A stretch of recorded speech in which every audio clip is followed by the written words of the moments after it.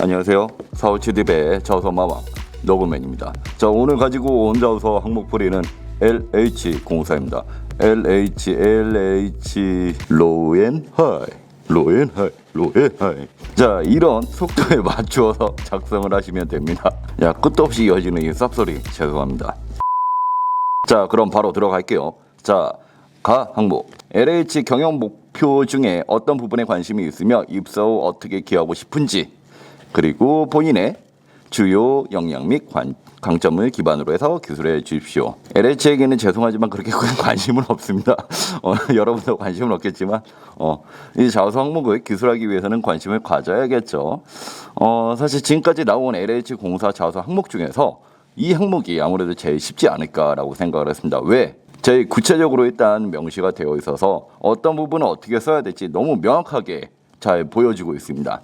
자, 그래서 이 문항의 의도는 뭐냐면 사실 조직 이해와 직무 이해를 동시에 물어보는 것인데, 사실 이 항목은 이 딱 네 가지를 묻고 있습니다. 이 네 가지만 잘 정리를 해두시면 돼요. 첫 번째로 관심이 있는 LH의 경영 목표, 그 다음에 왜 그 목표에 내가 관심이 있는지, 그 다음에 입사 후 그 목표에 어떻게 기여가 가능한지, 그 방법론에 관해서 기술하고, 그 다음에 그 기여를 이룰 수 있는 나의 경쟁력은 무엇인지, 이 네 가지에 기반을 해서 작성을 하시면 됩니다. 하지만 저는 이 1번 항목을 보면서 참으로 감명을 깊게 받았어요. 자, 왜 그러냐? 정말 좋은 지원 동기 문항입니다. 자, 여러분들이 어떤 지원 동기 항목들을 보면서 이 지원 동기는 어떤 식으로 접근을 해야 될지라고 고민이 된다면 이 항목을 차용을 해보세요. 이 항목은 그냥 그대로 넣고 그 지원 동기를 쓴다고 생각을 하시면 좀 더 쉬울 것 같아요. 제일 좋은 지원 동기라고 꼽는 몇 가지 요소들이 있는데 이 항목 같은 경우에서는 그 요소들을 다 보여주고 있습니다. 자, 뭘까? 자, 이 네 가지 요소라고 친다면 첫 번째로는 what, 무엇을, 그 다음에 why, 왜, 그 다음에 how, 어떻게 기여할 건지. 즉, 이야기가 뭐냐면 무엇을, 왜, 어떤 식으로 너는 기여를 할 수가 있느냐, 그리고 그 기여를 이룰 수 있는 너의 백그라운드는 무엇인가, 나의 경쟁력은 무엇인가까지 이 네 가지를 한꺼번에 이 네 가지를 한번 생각을 해보시면서 지원 동기에다가 적용을 하시면 정말 쉽게 작성이 될 겁니다. 자, 그러면 첫 번째 문장은 어떻게 작성을 해야 될까? 자, LH 홈페이지에 가시면 떡하니 이 네 가지가 기술이 되어 있습니다.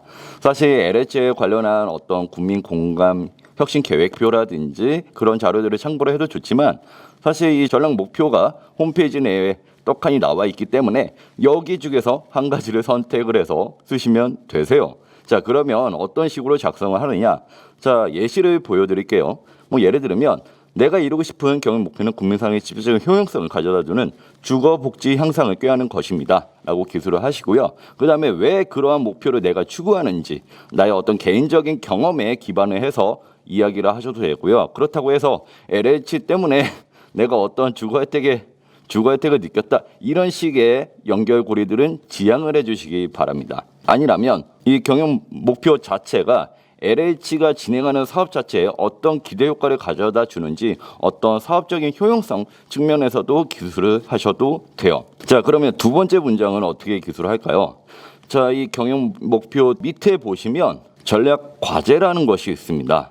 좀 더 이 경영 목표를 달성하기 위한 세부적인 과제라고 보시면 되시는데요. 자, 예를 들면 1 안에서 내가 국민 주거권을 보장하는 주거복지라는 목표를 선택을 했다면 여기에서 선택을 해야겠죠. 내가 예를 들면 도시재생을 선택했으면 여기에 있는 전략 과제를 선택을 하셔야 됩니다.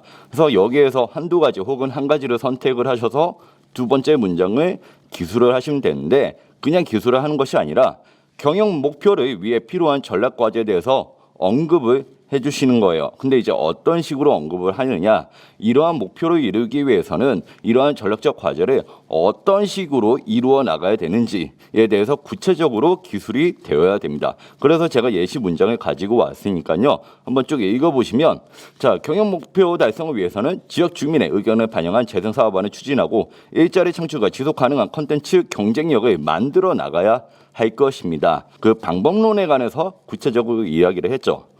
그래서 이러한 전략적인 과제를 이루기 위해서는 어떠한 전략이라든지 어떠한 역량을 가진 인재들이 필요가 할 것이다 라고 본인의 역량이 이 사업에 기여가 될 수 있다는 측면으로 기술을 할 수도 있고, 아니면 바로 여기에서 이 부분을 바로 언급을 해주시는 거예요. 그냥 경영 목표 달성을 위해 저는 뭐뭐를 하고 싶다, 하겠다.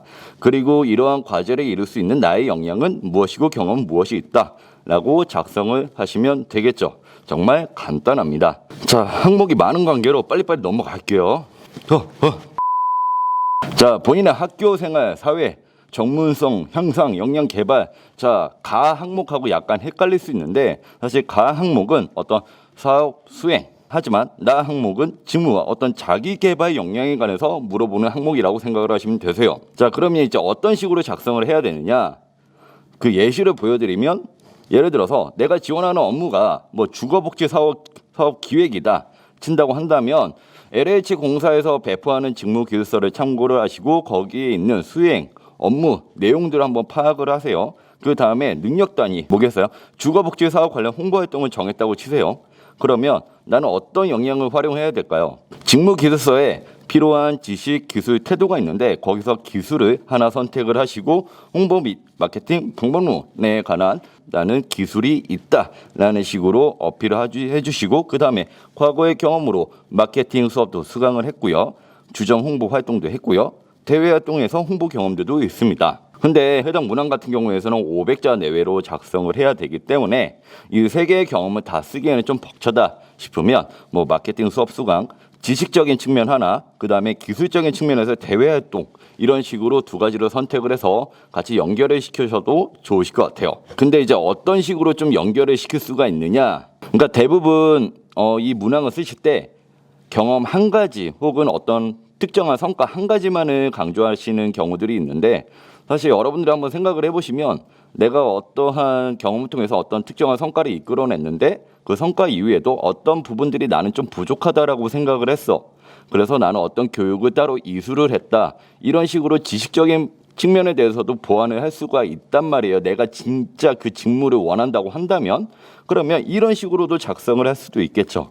그러니까 예를 들면 특정 성과를 얻으면서 특정 기술을 길렀습니다 라고 끝낼 것이 아니라 이 기술을 좀 더 보완하기 위해서 뭐 어떤 과목을 이수를 했다든지 아니면 어떤 자격증을 취득했다든지 라는 식으로 역량을 보완해 왔다 라는 식으로 좀 더 기술을 하시면 이 친구가 그래도 해당 직무에 좀 더 관심이 있고 꾸준한 자기 개발을 통해서 계속 역량을 보완해 왔구나 라고 느낄 수가 있겠죠. 자, 그 다음에 뭐를 쓰면 될까요?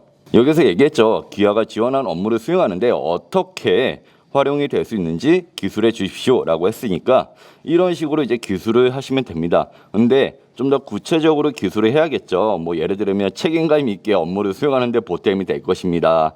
원칙적으로 하는데 보탬이 될 것입니다. 굳이 그런 태도적인 역량이라든지 그런 부분에 대해서는 강조를 하실 필요는 없고요.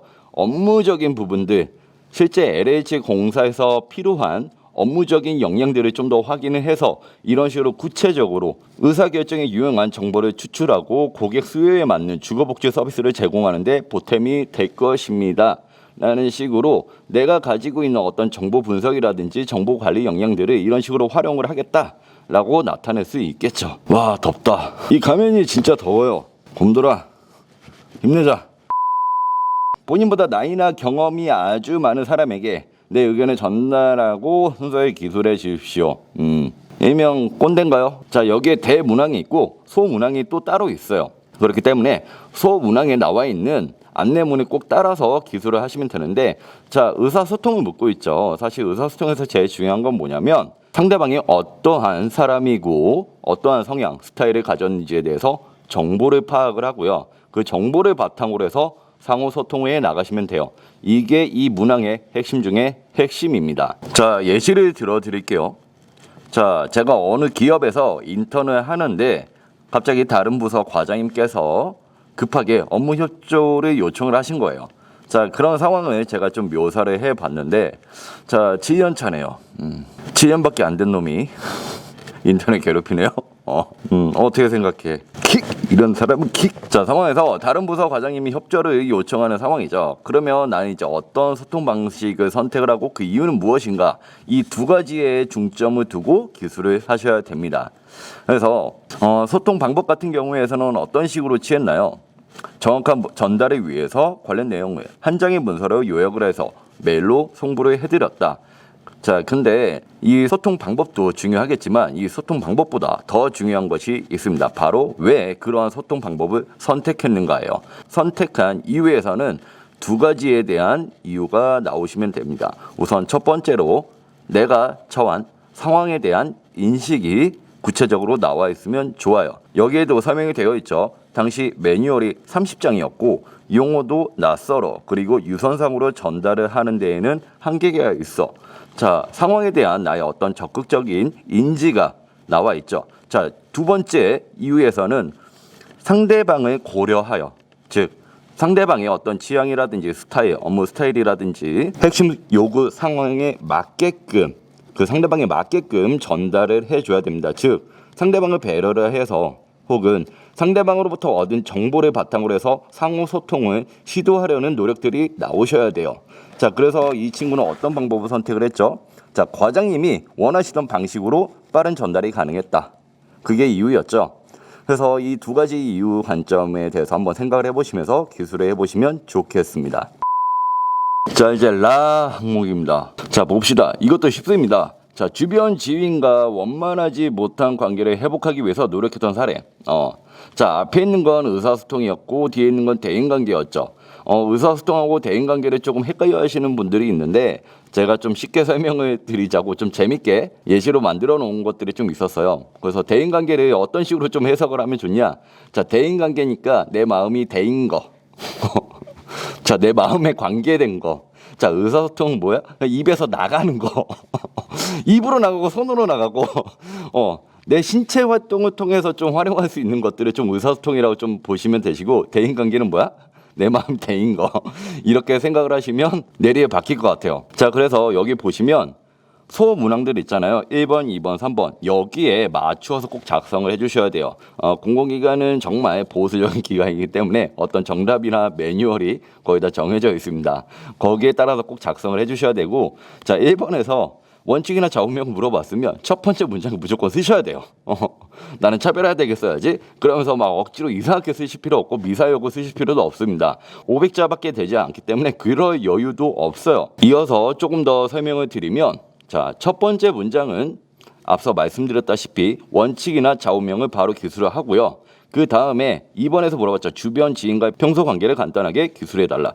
그러면 이거 이어서 그냥 두 번째 문장까지 쓰시는 거예요. 일단 뭐 누군가의 1을 받으면 100을 제공하자라는 좌우명이 완전 보살이네요, 이 친구. 자, 이러한 좌우명 덕분에 한 달 정도 조별 과제를 함께 했던 이들과도 아직도 연락을 주고받는 사이가 되었습니다. 왜 그럴까요? 돈을 빌렸을까? 그랬을 수도 있어요.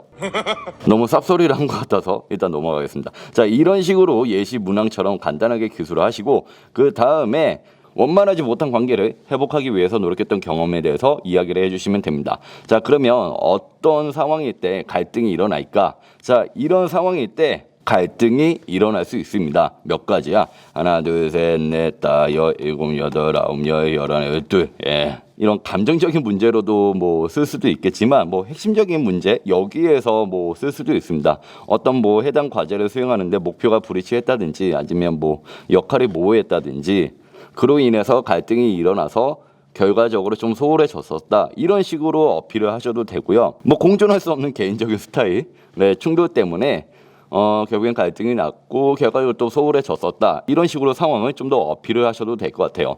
그래서 제가 좀 더 쉽게 설명을 드리기 위해서 예시를 가지고 왔는데 이것도 한번 보시죠. 대상은 학교 선배입니다. 자, 소홀하게 된 이유. 너무 가깝게 지내다 보니까 받는 것을 다르게 맨날 밥을 얻어먹은 거야. 어느 날은 뷔페까지 간 거지. 그래서 선배 삐진 거야. 이 녀석이 이제 뷔페까지 나한테 얻어먹고 빕스를 가네? 근데 고맙다는 인사도 안 했어. 자, 고맙다는 인사와 사소한 것을 이제 챙기기 시작을 한 거죠. 자, 그 다음에 대인관계를 위한 원칙이 뭐야? 가까울수록 소중한 가져야하는 마음가짐을 가지게 되었다. 라는 것까지 이야기를 해주시면 되겠습니다. 너무 흥분한 것 같아. 또 쓸 수 있는 예시 뭐가 있을까요? 자, 직장 동료가 등장을 했습니다. 자, 관계가 나빠지는데 뭐 공동 과제를 수행하는데 의견 불일치를 겪은 뒤로 소홀해졌다. 이런 식으로도 뭐 생각을 해볼 수도 있겠죠. 그다음에 관계 회복을 위해서 이제 팀원과 이제 이야기를 시도를 했겠죠. 그러니까 알고 보니까 서로가 주장한 의견에 대해서 오해가 다소 있었던 거예요. 너무 말을 좀 길게 전개를 해보지 않은 거죠. 그래서 이제 의견을 제시할 때 감정을 배제하고 동료의 진짜 의도가 무엇인지를 이해하기 위해서 노력을 하고 서로 피드백을 줄 수 있는 기준들을 정하여서 관계를 회복을 했다. 이런 식으로 대인관계를 독려했다라는 방식도 괜찮을 것 같습니다. 예. 자, 지원자의 개인의 편의와 공공의 이익 사이에서 고민했던 경험을 아래 순서에 따라 소개해 주십시오.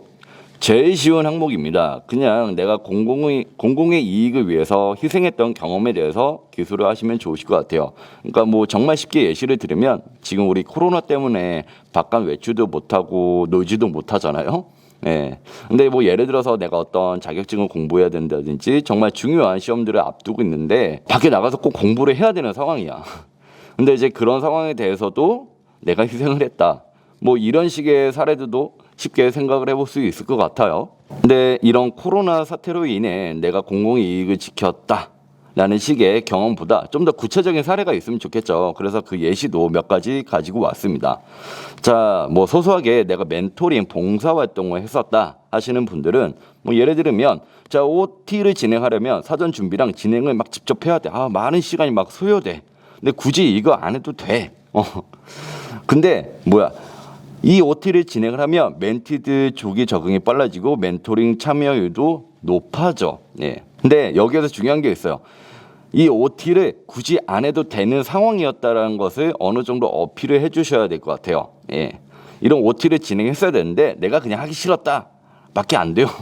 그래서 상황을 잘 묘사를 꼭 하셔야 되고요. 그래서 대처 방안은 당연히 뭐겠어요. 공공의 이익을 위해서 다른 학교에서 진행하는 멘토링 활동을 참고를 하고 교수님 조언을 얻어서 OT를 결국엔 진행을 했다라는 식으로 기술하고 그 이유에 대해서도 당연히 공공의 이익에 부합하는 방식으로 기술을 해야겠죠. 뭐 멘티들을 위하여 OT 진행 결정을 하고 OT 사례만 공유받으면 시간 내 준비가 가능했다라는 식으로 이야기를 전개를 해주시면 될 것 같습니다. 자, 마지막으로 내가 좀 실무 경험이 있다 하시는 분들이 있으면 좀 공감할 수 있는 에피소드가 아닐까 싶어요. 내가 안 그래도 일이 되게 많아 죽겠는데 갑자기 어떤 프로젝트를 맡게 된 거예요. 근데 이 프로젝트를 굳이 내가 안 해도 돼.